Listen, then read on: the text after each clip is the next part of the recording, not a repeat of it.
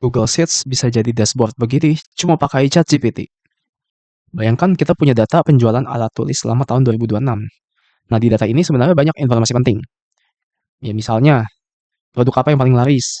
Atau gimana sih tren penjualannya? Masalahnya, kalau kita hanya melihat ratusan baris di spreadsheet, jawabannya nggak akan kelihatan. Nah, supaya kelihatan gimana? Kita perlu mengubah data ini menjadi bentuk dashboard visual yang interaktif. Nah, kabar baiknya, sejak ada AI, kita nggak perlu membuat semuanya dari nol. Kita bisa meminta bantuan ChatGPT untuk menuliskan kode yang bikin dashboard interaktif tersebut. Nah, caranya gimana? Nah, pertama-tama kita siapin dulu prompt dengan struktur seperti ini. Mulai dari instruksi, misalnya buatkan dashboard interaktif menggunakan AppScript. Nah, AppScript ini bagian dari Google Sheet juga, cuma bentuknya kode. Nah, kemudian kita tulis ID spreadsheet berapa. ID spreadsheet itu ada di kode setelah D slash sampai sebelum slash edit. Ini kita copy, paste.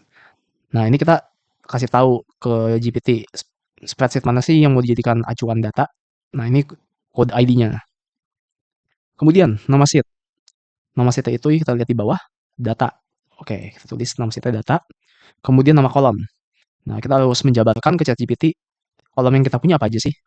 Caranya gimana? Kita pakai text join aja buat nulisin kolom-kolom di dalam sheet ini. Oke. Nah, kemudian tema visual. Kita bisa milih nanti dashboard-nya itu mau temanya kayak gimana sih? Apakah temanya mau light atau dark atau mungkin neon? Bebas. Tapi untuk kali ini kita tulis saja dark theme. Nah, kemudian tambahan. Nah, untuk dashboard yang akan jadi nanti, kalian bisa ngasih spesifikasi tambahan. Misalnya,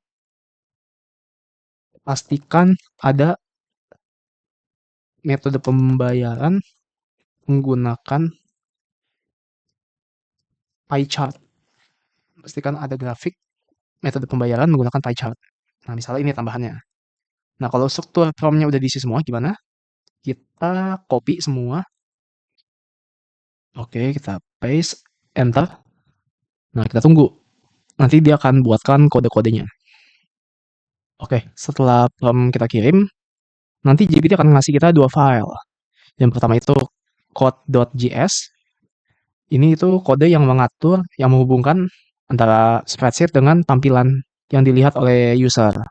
Lalu GPT juga akan ngasih satu kode lagi, yaitu index.html. Nah, index.html ini yang mengatur tampilannya seperti apa sih yang dilihat user, mulai dari warnanya, peletakan, fontnya, dan sebagainya. Nah, dengan dua kode ini kita akan membuat dashboard interaktif. Caranya gimana? Nah, pertama kita copy code.js, kemudian kita buka Google Sheet yang tadi, extension, AppScript. Nah, kita cukup copy kemudian paste di sini, code.js di bagian code.js. Nah, untuk index HTML-nya ini masih kosong, kita akan paste juga yang dari GPT. Index HTML. Ini dia, kita copy. Kemudian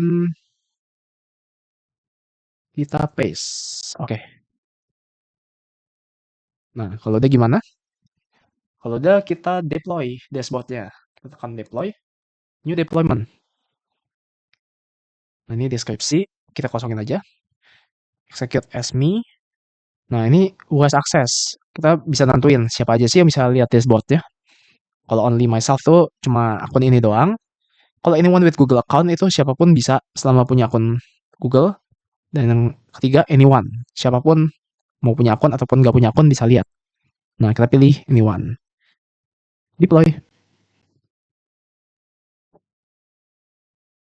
Oke, nah ini ada ya URL tempat dashboardnya. Kita copy aja.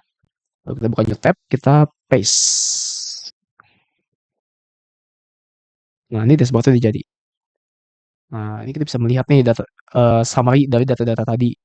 Misalnya total transaksi ada 500, total penjualan 189 juta, produk terjualan 7.500, rata-rata transaksi 379.000. Nah, kita bisa filter by provinsi, misalnya DKI, segimana penjualannya, kemudian by kategori, ini buku penjualannya berapa sih, penjualan buku dan kertas di DKI. Nah, kemudian dia juga menjalankan instruksi yang tadi kita tulis, yaitu membuat grafik pie chart untuk metode pembayaran. Nah, ini yang udah kita minta tadi ke GPT. Nah, jika kalian nggak suka dengan tema dark ini, kalian juga bisa ganti mau temanya apa. Misalnya temanya kalian suka warna hijau, jadi temanya hijau. Bisa. Atau temanya mungkin kalian suka api, bikin temanya api. Itu bisa juga. Nah, kira-kira menurut kalian tema apa nih yang perlu dibuat di video selanjutnya? Silakan komen di bawah ya.